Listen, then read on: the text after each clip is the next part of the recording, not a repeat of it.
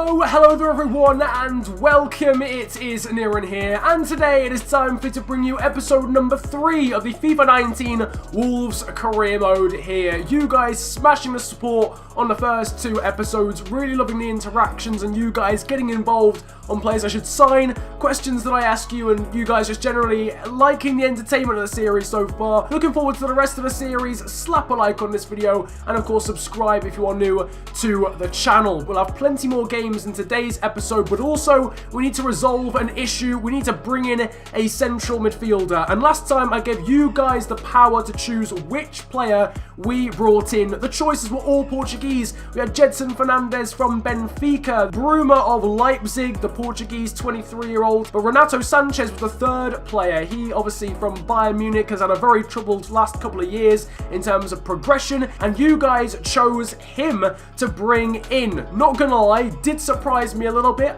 He was obviously suggested a lot in the comment section on episode number 1, but he probably has the lowest potential out of all of them, I would imagine. Maybe it might be around about the same as Bruma. I'll show you what that means in terms of the transfer budget and how that compares. At the moment we have 30.79 mil in the kitty, so that would still leave us with £20 million after signing Renato Sanchez. That's pretty impressive. So as much as I'd like to go into negotiations for every single player, we've decided to delegate as far as Renato Sanchez is concerned. A bracket between 45 and 75k is hopefully going to be agreed with him. And there it is. The deal has been accepted by Renato Sanchez. My assistant manager and him and his agent have been able to come to an agreement. Important first team player as squad role. Interesting one, because he's only the 4th best centre mid in the team, so I'm surprised that was what he was wanting. 3-year contract length and 45k in wages, no release clause, which is quite nice to see.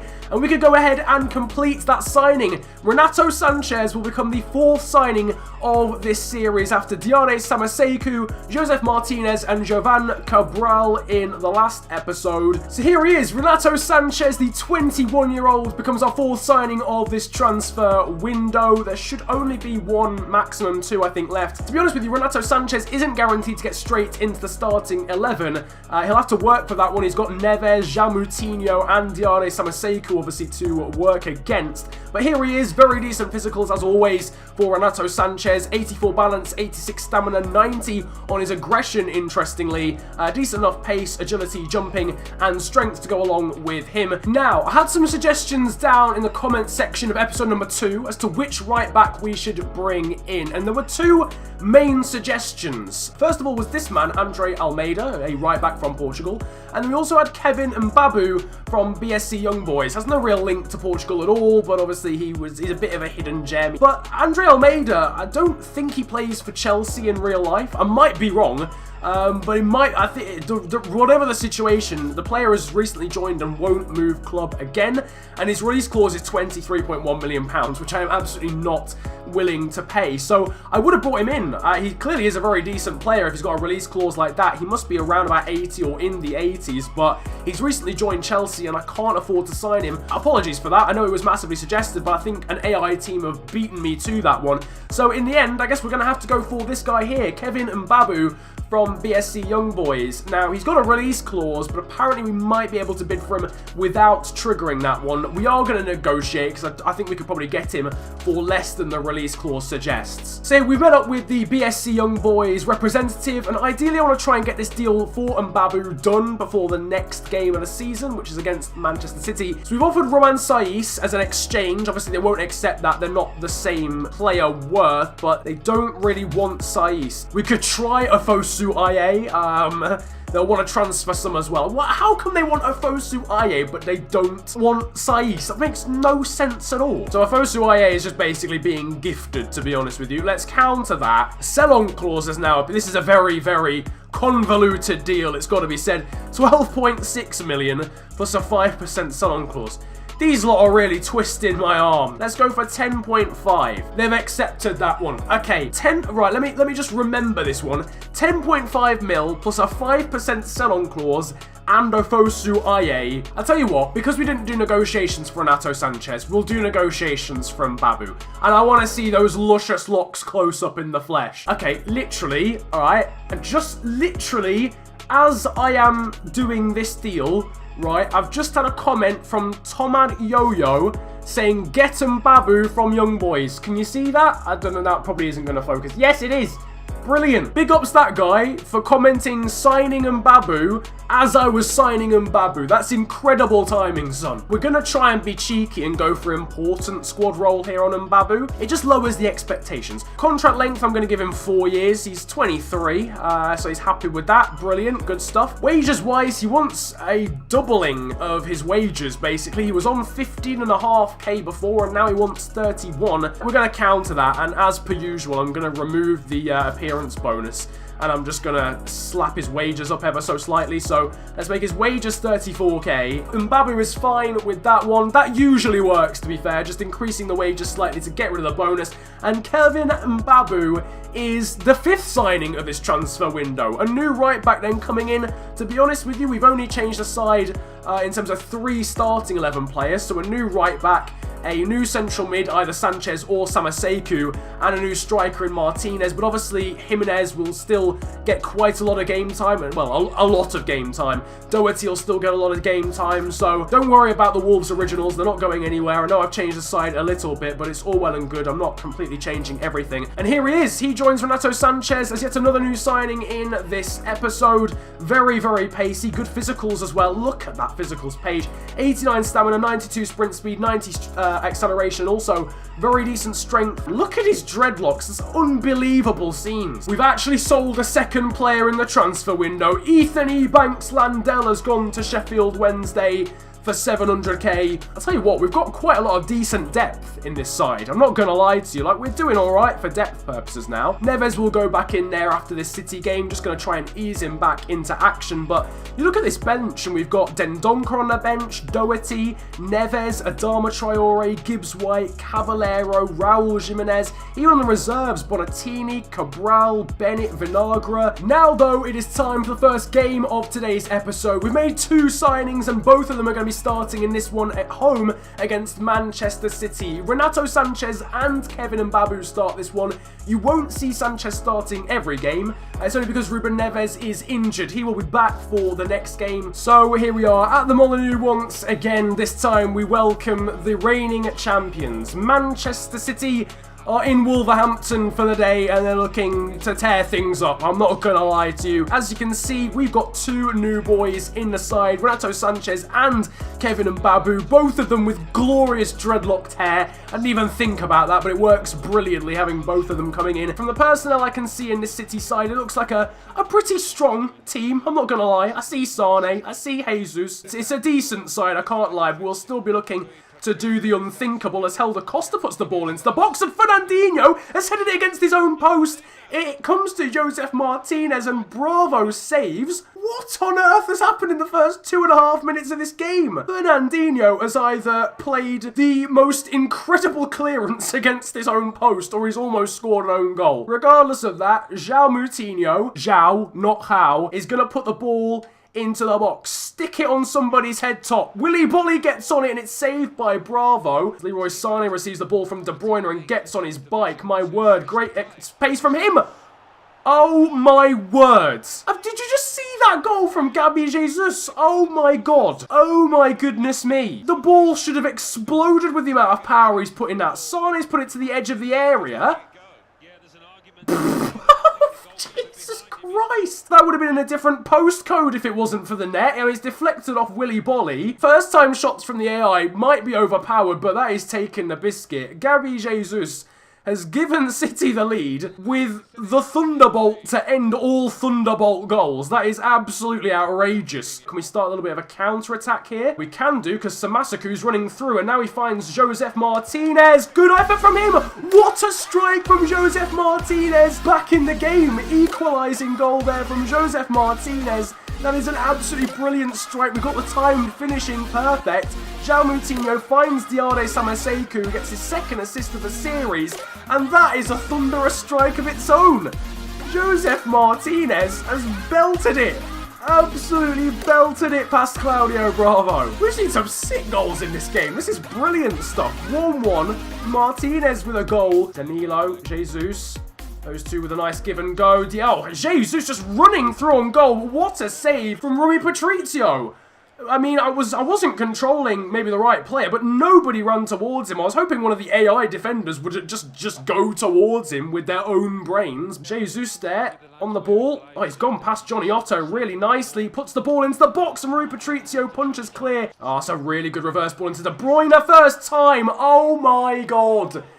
Nah, fam. This first time shooting for the AI has got to be stopped. In fairness, we were complaining the game's too easy, and this does definitely make it more difficult, but they're scoring, and they might as well just shoot every time someone controls the ball. It makes absolutely zero sense, but it's a great goal from De Bruyne. We have seen some unreal goals in this game. Sanchez, oh, great ball there through from Sanchez into Diogo Jota, can cut back, puts it to the edge of the area for Renato Sanchez again! Oh my word, I thought that was in.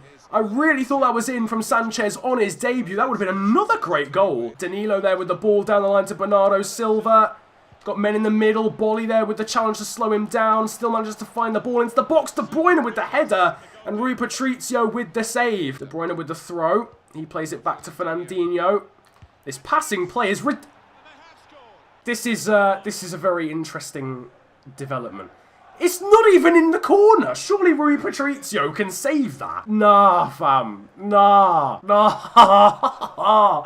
Yeah, this first time shooting needs to be sorted. I don't think I have ever seen something so overpowered in my life. And I was about in the FIFA 12 pace days, alright? I was there when Emenike was tearing 90 overall centre-backs a new one, alright? I've seen those days, and this is still the most overpowered thing I've ever seen in my life. Otto can't get there. It's Bernardo Silva up against the Spanish left-back. Goes past him with ease, does he, and Fekir makes it 4. This is an interesting one. Alright, cool. I said if we got slapped silly, we don't need to put the difficulty up.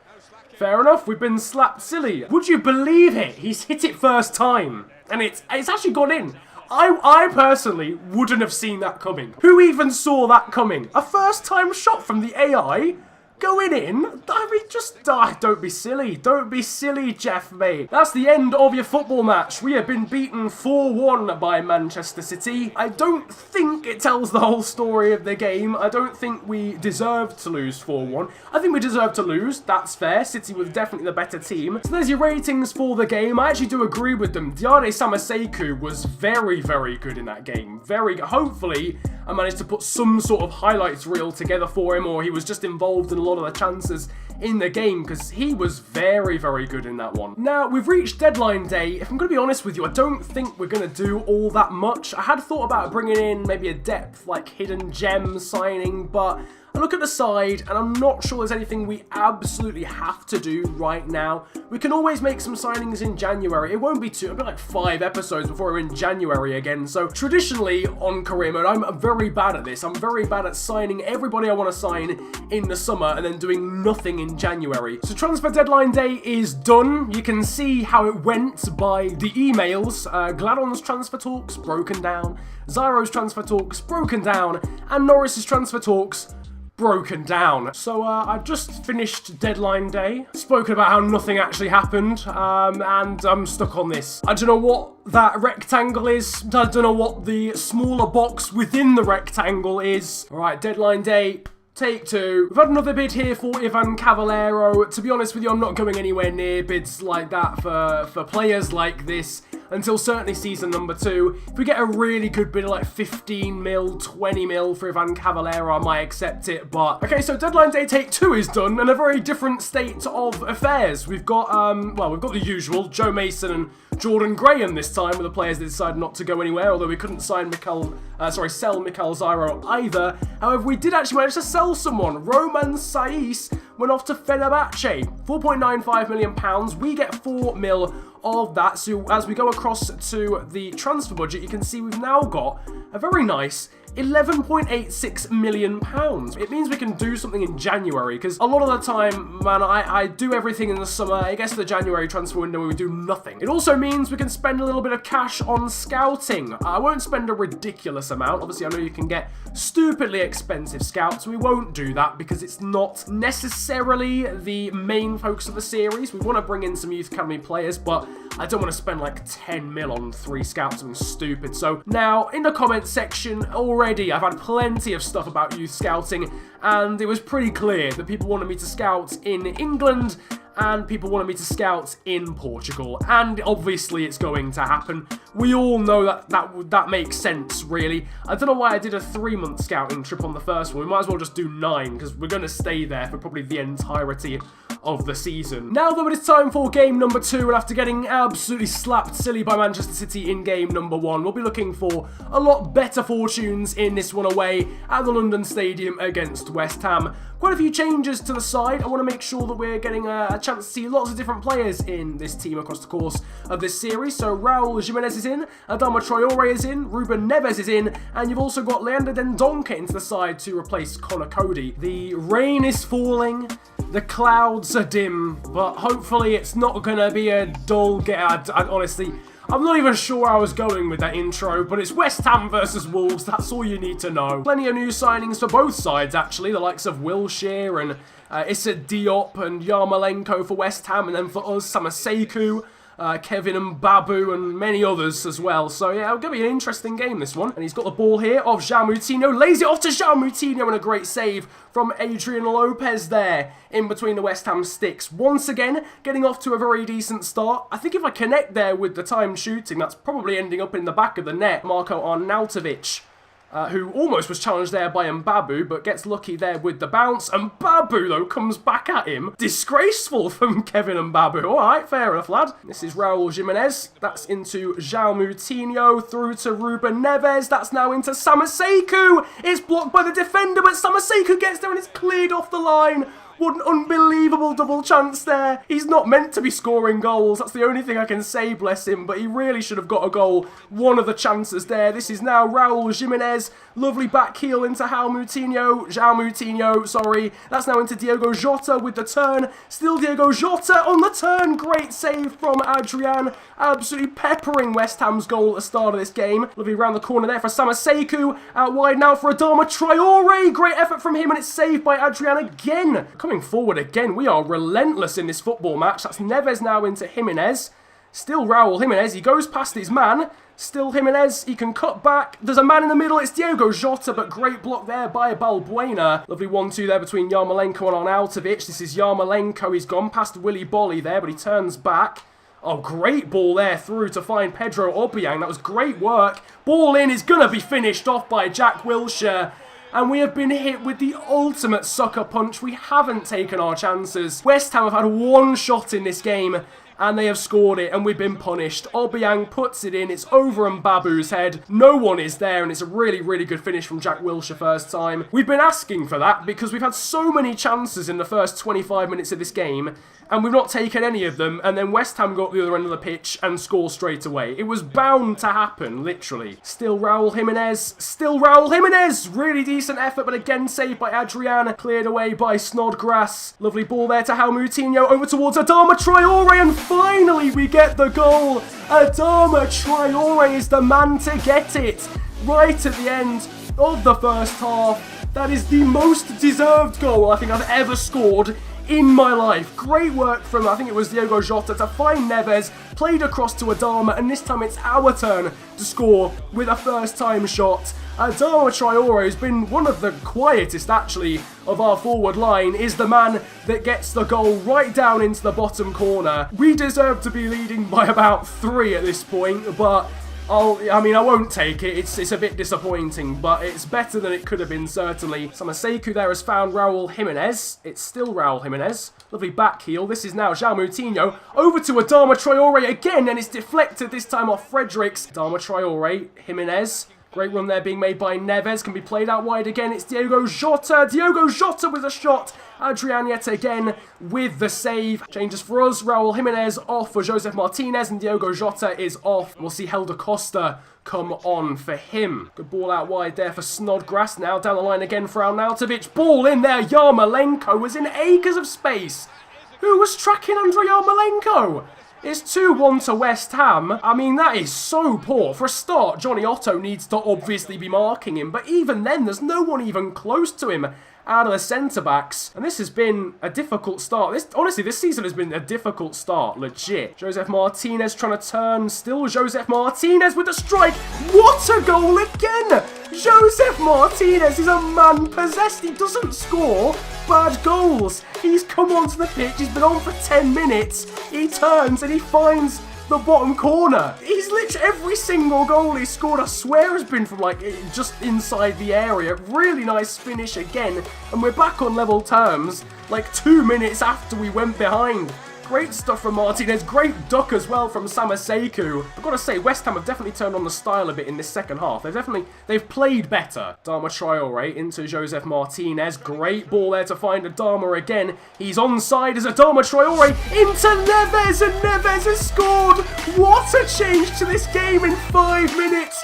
Ruben Neves playing his first game back after his injury might well have got us the win. Josef Martinez into Adama. He cuts it across the box, and Neves has clinically found the top corner. He really didn't need to. It gave me a heart attack, to be honest with you. But what a finish. That's the best 2-yard finish you'll probably see. We've turned this game around.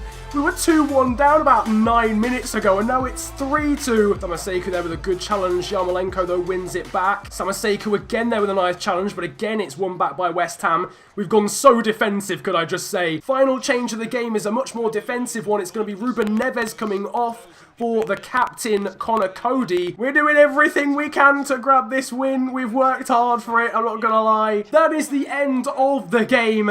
We have somehow pulled a win from the depths of despair. A 3-2 victory thanks to 2 late goals there from Ruben Neves, but first of all from the substitute Josef Martinez. What an actual mad football match. Ruben Neves is the man of the match. I'm sure we're going to see that a lot more regularly in this series. 9.5 for him, 9.5 as well, to be fair, for Adama Traore. Great ratings as well for João Moutinho, Diade Samaseku, who was great again. Honestly, I can't stop singing the praises of that kid.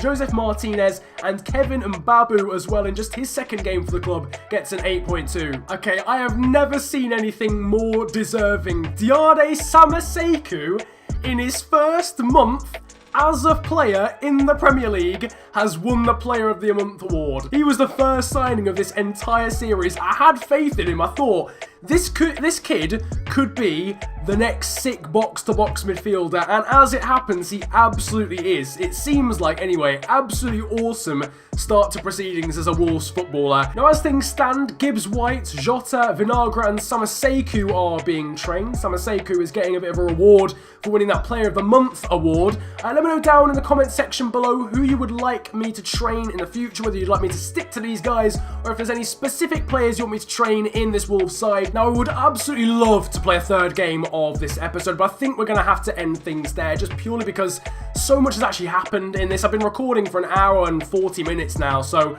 we've clearly done a lot of stuff. There's been quite a lot of transfer activity, 2 really entertaining games, lots of goals, so I'm going to end things there, but I want you guys to know that there will usually be 3, well, in fact, to be honest, there'll probably usually be 4 games every single episode, so from now until the January transfer window, you'll get 4 games in every episode. Here is how the table is looking. Chelsea out on top, one of only 3 teams with a unbeaten record so far, themselves, Liverpool, and interestingly Brighton down there in 6th position. As things stand after 4 games, we are currently in P11. Obviously, if we win our next game, which I think is against Burnley, we can actually move up all the way into P5, depending on how well we win the game. So, but in the background, you're now seeing the Hall of Fame. This, as always, is where all the records and accolades are kept for this series. Lots of different things changing in this episode because we've actually played like more than one game now, or more than 2 games. So nice to see that. Joseph Martinez is still the top scorer, I do believe, but lots of other things changing. And also you'll see there's a POTE awards section that is currently not applicable because we haven't had one yet. That's where things change. I'm going to be bringing back the Player of the Episode award, and you guys can vote for whoever you think it was in the top right of the screen. Whoever wins that poll will play every single game of the next episode, and I might try and incorporate some other prizes and some other incentives for people to actually win that award. What an episode though. Absolute madness. 2 new signings, a ridiculous amount of goals, and some incredible drama. That continues again next time out. We'll be facing Burnley, Manchester United and Southampton in the league, as well as a game here in the Carabao Cup at home against Mansfield Town. So we'll be completing September in the next episode, and then you'll see October in the episode after that. We'll probably do it 1 episode equals 1 month basis, I reckon. If you're looking forward to that, then slap the like button, and if you enjoyed it, of course, then make sure to do that too. Subscribe as well if you are new to the channel. It really, really helps me out, and once again, support recently has been absolutely insane. You can follow me on social media these days too. My Twitter and Insta are at @theofficialfng. Links are down below. But it's been an absolute pleasure ranting at you guys today. Have a great day. Enjoy yourselves, and goodbye. I've been smoking and drinking. Say the weed and the voice got me thinking skeptical. Boy, you better know when I'm under the influence. If I say shit, then I meant it all. Had a flashback when I used to kick ball, and the coach told me I weren't technical. Man, I lost all the air in my lungs, and it's like man took a low blow to the testicles. Now you see the spare time, I invest it all to the music. Dug deep, now I'm seeing improvements. Spill force on the ink on the page, and it feels therapeutic. Yeah.